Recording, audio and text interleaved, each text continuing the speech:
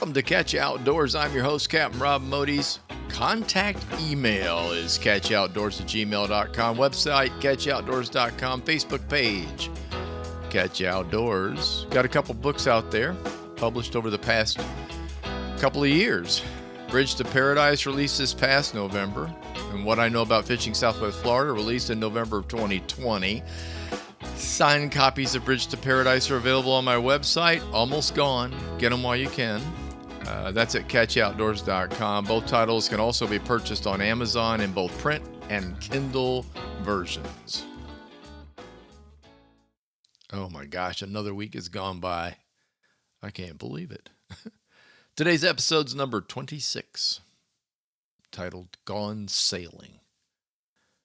I can't tell you how badly I want to say gone fishing when I do that. But no, not this time. It's gone sailing. We'll explain all that in a little bit here. First, a few notes and some updates from the past week. Spring break update for Fort Lauderdale. All's well. I'm guessing the breakers have spent a good deal of time off the beach. It's been blowing. It's been raining a lot. The winter over here is a little different. Winter on the West Coast is dry, and it's dry, and they have fires and things like that. Not here. Hopefully things will get better. Nothing worse than coming to sunny South Florida, and it ain't sunny. So hopefully the kids are finding something to do. Big news, I guess, for me. I started writing another book. No, I'm not addicted. This book is the one I thought I'd write first.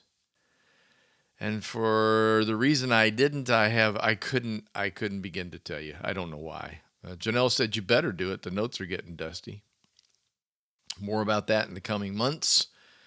Thanks to all of you that have read my previous two books. It is much appreciated. I'm going to ICAST, middle of July. Really looking forward to it. It will have been 3 years for me. Damn COVID. Fishing is what ICAST is all about, produced by the American Sport Fishing Association of International Convention, the International Convention. Whew. Okay, let me get all this out.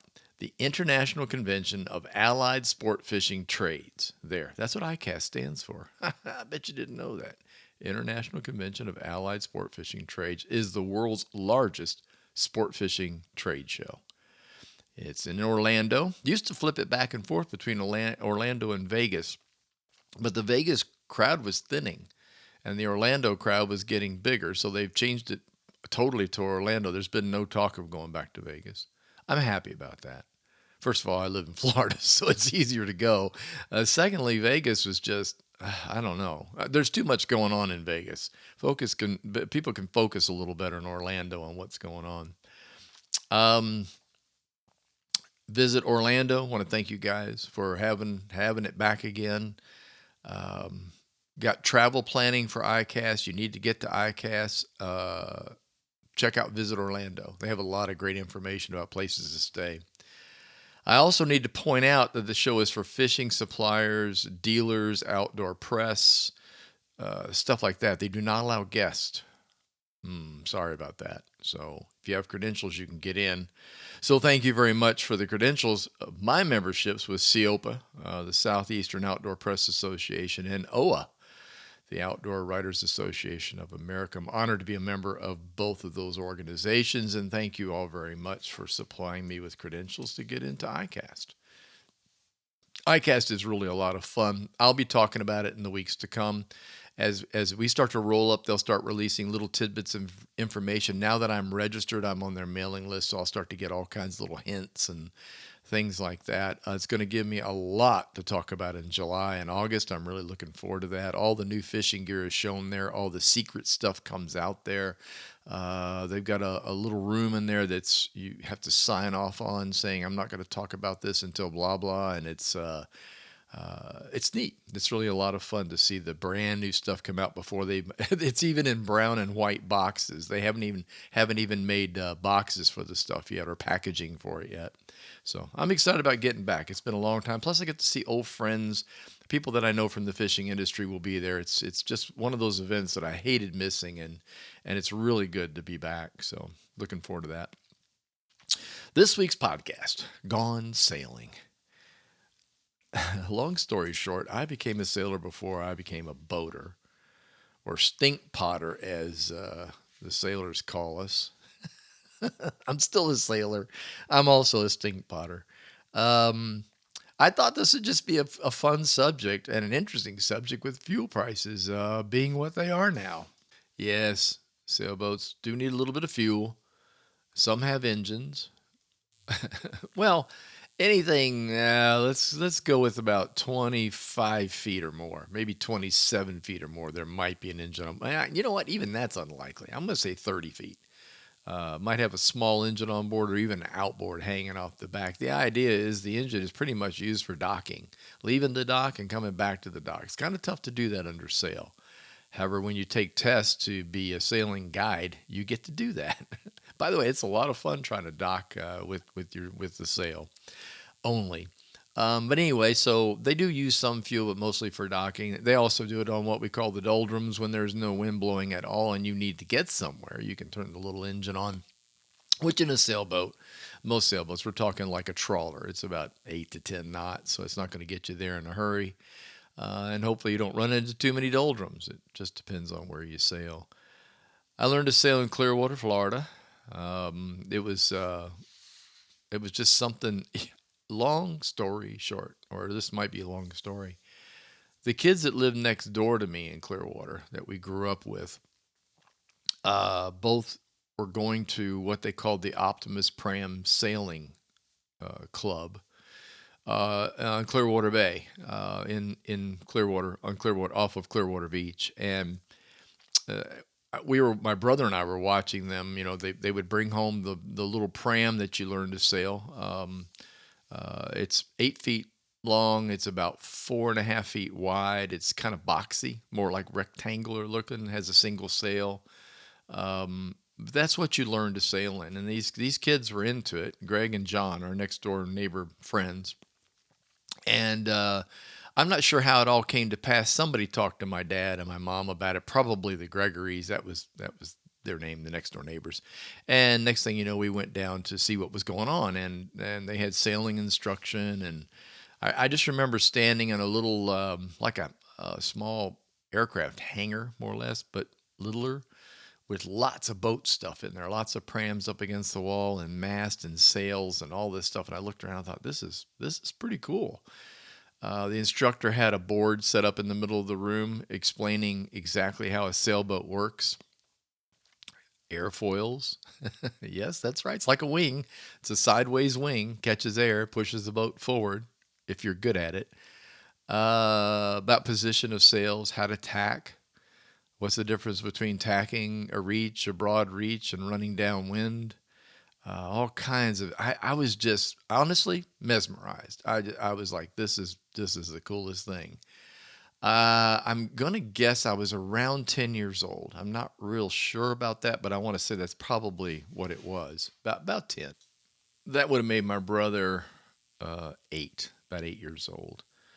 And so the sailing classes began, the fascination began. But what really, really got me was getting in the pram for the first time. So you've got the sails set up, you got a thing called a dagger board. That's the center board in the middle of the boat, which you basically raise and lower by hand back then. I don't know how it works now. The prams have come a long way, the Optimus pram. Um, but and then of course you have the rudder, to steer with. You learn all the parts names, and you learn that you can easily tip this boat over in a heavy wind or a gust.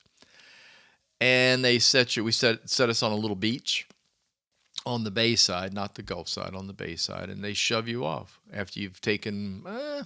I remember doing at least 2 days worth of lessons, and they have little bitty boats showing you how to tack and how to, like, the wind's coming from this way. Which way do you maneuver the boat? That kind of stuff. And so it was fascinating to me. I'm sitting in this little pram. I get pushed off out into the bay. And I think what the coolest thing about all that is this sense of freedom. All of a sudden, there is nobody telling you what to do, and you're 10 years old. It's like, and you're out in the bay, and you had better figure it out, or you're going to have to be rescued and brought back by, quote, the rescue boat. So the first day of sailing was not racing. The first day of sailing for me was just learning how to sail. I think probably I'm going to guess the first couple of trips out in the boat were just learning how to sail the boat, and it was absolutely utterly fascinating. I remember getting speed up and pulling the sail in a little bit and learning what the sail would do. The closer the tack was, the more you'd move, but also you wouldn't go as fast as you did when you were going across the wind. So in other words, tacking to the wind, a sailboat will not run into the wind. Can't do that. It luffs. The sail luffs. So that's when the sail flaps in the wind. Basically, it's imagine holding the sheet up in front of you directly into the wind. It's going to hit you in the face, kind of thing. So you have to lay off a little bit off the direct wind, lay off to the right or to the left of it, and that helps fill the sail. You bring the boom in that the sail's attached to, and lo and behold, you create an airfoil and you start moving. It's a miracle. If you lay off the wind a lot, it's called a broad reach. That's when you're halfway. The wind's coming across either side of the boat, whichever. You're on a broad reach. That's about the fastest you're going to move. And then when you're downwind, you simply let the sail all the way out. You let the boom all the way out. The sail fills up like a giant parachute, and off you go. So the principle is really not all that complicated. The trick is putting all that together, and especially in a young mind. But the feeling of independence and the feeling of having to do something on your own without anybody else around is pretty amazing. And this is 6 years before you can drive a car. So you're, you know, it's like, wow, this amazing freedom comes over you, and I'll never forget it. And I have talked to other people that learn to sail when they're young, and they said the same thing. It's this moment when you get to just kind of blast off. Now, at this point, I want to talk a little bit about the clubs and things because, this interest in sailing for me was something that was quite accidental because our neighbor kids were doing it and we got roped in as we usually, whatever we were doing, we were all doing together, whether it's building forts, clambering in the woods, or sailing, or fishing, we all wound up doing the same thing. Um, there are many, many clubs available throughout the state of Florida that sail the Optimus boat. Now, they do not refer to it as a pram anymore, but that's what it really is. It's still made exactly the same way it was and designed the same way it was back in the 60s. And I was fortunate enough to sail in Clearwater where the boat was actually developed and built. That's where the pram fleet started, was the Optimus pram fleet started in Clearwater, Florida. Long story short, that was actually due to the Optimus people were famous for the soapbox derbies in the north. And when you come to Florida, you don't have any hills. So it's hard for a club to build soapbox race cars and then have the kids race down a hill when there aren't any hills. So I'm not sure who all came. I know that there were a good many names involved in this, of which Mills is probably the most popular. He's the guy that actually designed the boat itself. But ultimately, what happened is they were coming up with a way that Florida kids around water could do the same thing that a soapbox kid could do up north. And that's where the idea of the pram came from, except you didn't home build it, they built it. But it was made of plywood. I mean, I believe the pram officially is made of 2 sheets of 4x8 plywood, the entire boat. So they came up with this idea, and that's where all the kids started getting involved. So it became racing. But you can look around. I know there's places in Clearwater, St. Pete. Fort Myers has a fairly large Optimist Club or a Pram Club downtown on the water. There's one over here in Fort Lauderdale. There's one in Tampa. I'm sorry, down in Miami. The Florida Keys and Largo has one. So just about everywhere you go in coastal Florida, there are pram fleets. And what they do is they teach kids to sail. They teach the kids sportsmanship. They generally sail every weekend. They'll either do a Saturday or Sunday. They do a thing called a regatta. If you don't know what a regatta is when a whole bunch of boats get together, and typically sailboats get together and race each other. You start out as a rank beginner. You build up into, in my case, it was called the B class. You get into B class and you race other people that are newbies. And you get better and better at it. When you get really good and you start stomping on the newbies, you get moved up to the A class. And the A class starts to really teach you the intricacies of racing when it comes to sailing.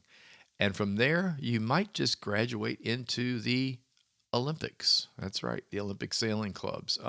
So it has a path. and it has a really great sports path, of which, I'm all for. I mean, a lot of people look at sailing and go, oh, it's just, they just go out and they leisurely sail around it. No, no, no, no, no. No, it's crazier than that. I'm sure you've heard of the America's Cup. Right. Well, a lot of those sailors probably started in pram fleets somewhere in America. At this point, let's talk about sailboats themselves and some of the designs and things that go on in sailing. First of all, you've got the pram. I've mentioned what that's all about. Next thing up are what they call monohulls, which are really just a larger sailboat designed more with a pointed bow than with a blunt bow like the prams are. The prams are quite forgiving. However, they will tip over. I mean, I can't tell you how many times I wound up in the water. But they're real easy to right and they're easy to get back in. They're easy to bail out and get to sailing again. So you have the monohulls, and they're some of them are just beautifully designed boats, especially the competitive boats that you work up through different classes of boat for competition. And then eventually you get to the catamarans, which for me were the most exciting boats. There was nothing quite like sailing on a cat boat. A catamaran boat just simply means it's got two hulls. There are trimarans in sailing, but those are really large boats typically used for cruising. The catamaran is more of a racing style boat, pretty thin hulls, and the idea is to catch wind as quickly as you can. Probably the biggest manufacturer to come along right after the Optimus Pram was Hobie. Uh, we all associate Hobie with kayaks, but their start was in small catamarans, 14, 16, and 18-foot catamarans. I sailed many of them, and they are a blast. Those things, it's incredible. You can hit well over 25 knots to 33 to 34 knots in a catamaran, as compared to loping along at 10 to 12 in a monohull. So it's a huge difference in speed. We used to joke that some of the cats that were out there could actually tow skiers. That's how fast they move. Um, so, time for a story. As I grew up in Florida and got into my 12, 13-year-old teenage years, we started getting recruited out of the pram fleet to sail on other boats. And I was very, very lucky. I was skilled. I did very well. As a matter of fact, I won some first place trophies while sailing in the pram areas, as well as ribbons and all the other fun stuff. But for me, it was like I was always eyeballing the bigger, better people out there. Like, who is that guy? Who is Francis Seavey? Why is he so daggone popular? Why does he win all these races? And then eventually Francis Seavey invited me on board his boat and said, would you like to crew? Yeah, you bet. So I crewed in what's called the Snipe fleet. Snipe, just like it sounds, Snipe fleet.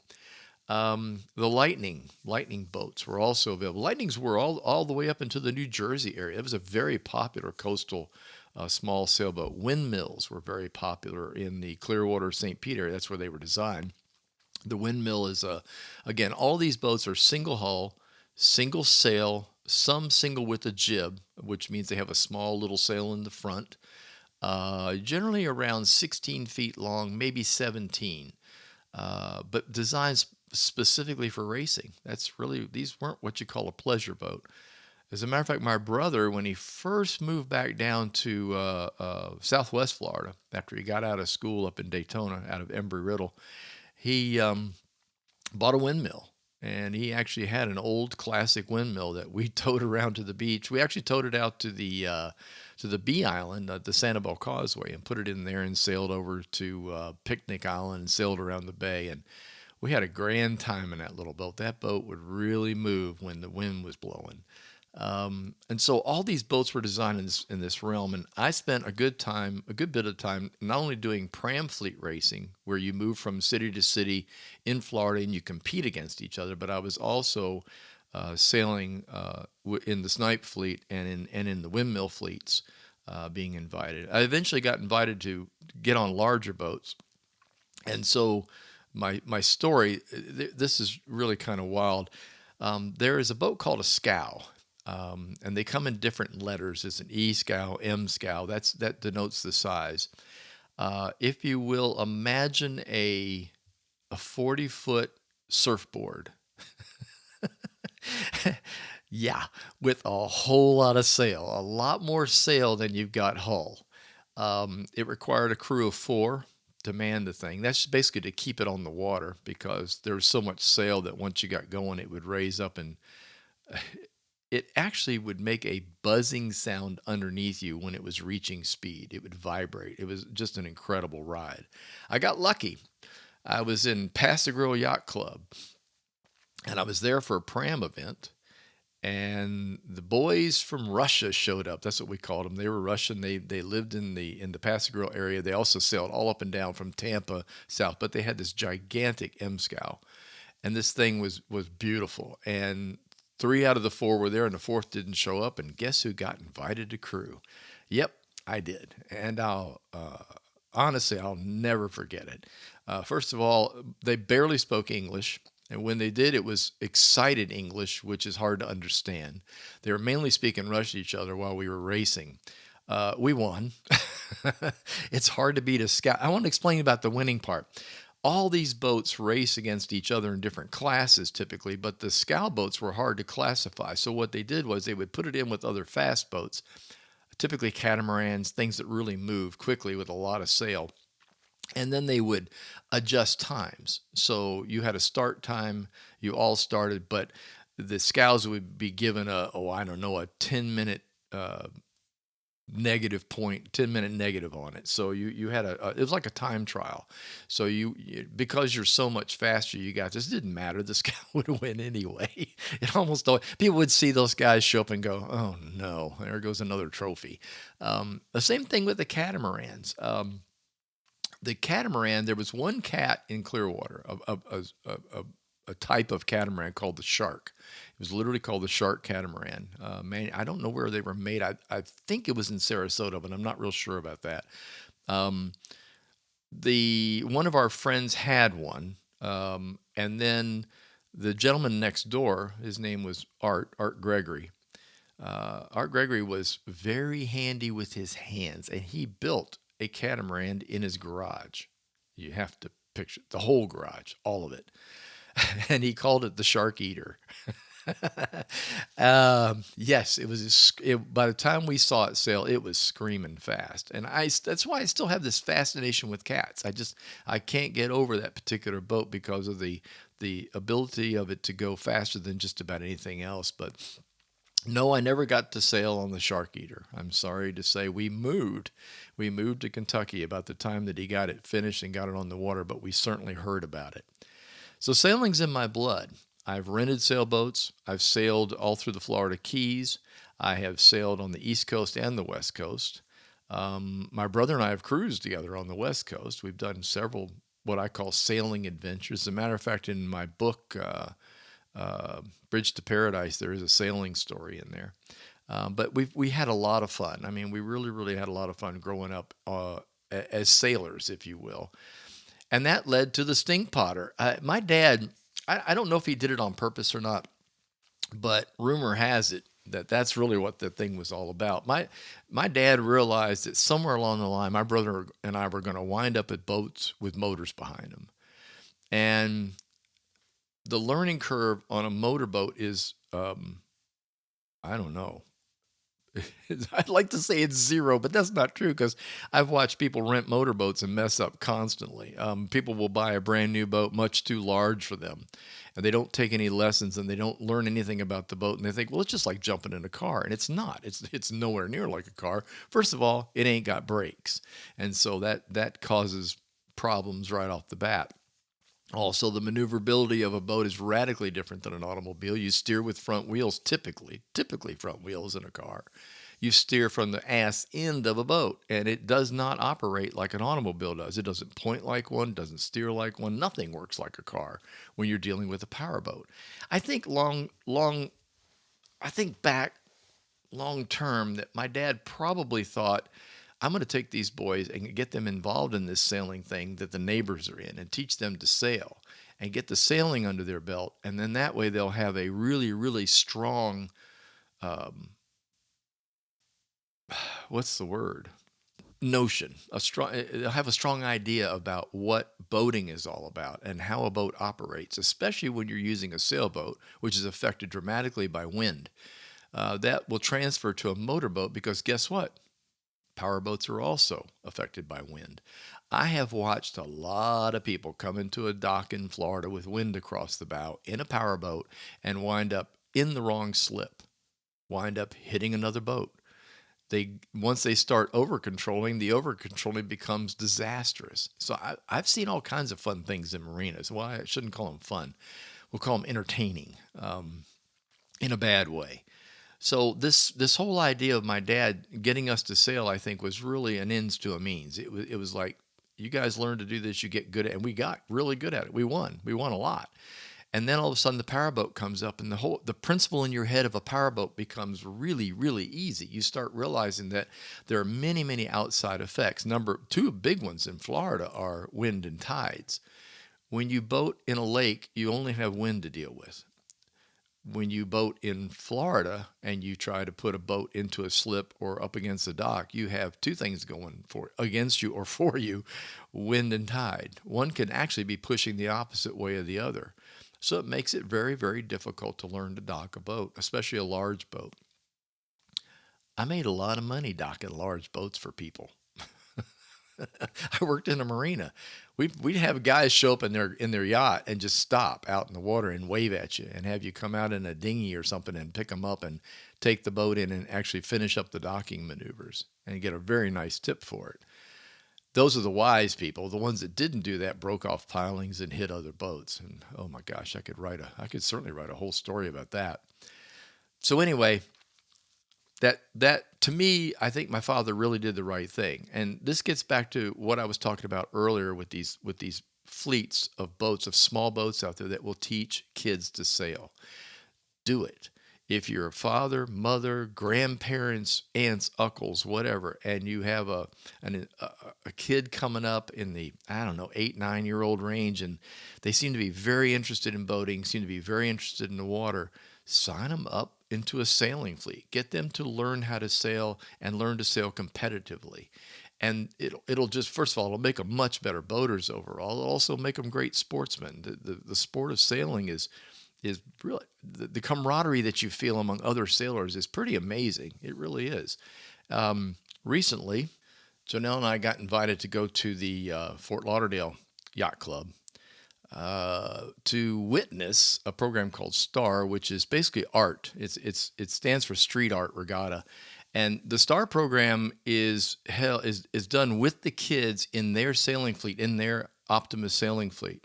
What they do is the artists paint these beautiful sails, and then they're put on the prams, and then they're sailed during the regatta, or during, actually it was a presentation we went to. It was a pre-race with all the kids in their boats out there racing around and showing off these beautiful sails that they had on their sailboats. So just imagine a hand-painted sail, basically. And these sails, after the regatta, are auctioned off.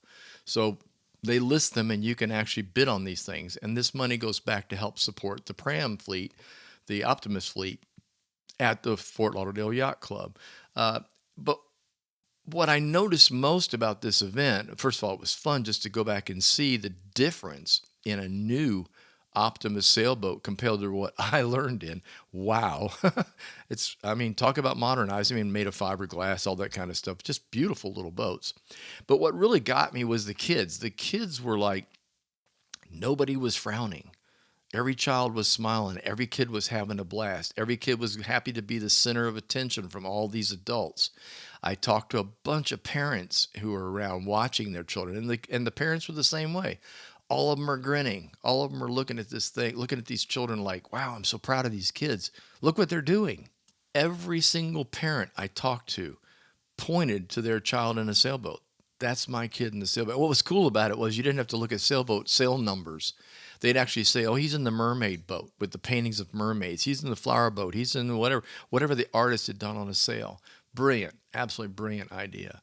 But my point is the camaraderie was exactly as I remembered it as a child. And that's what's important.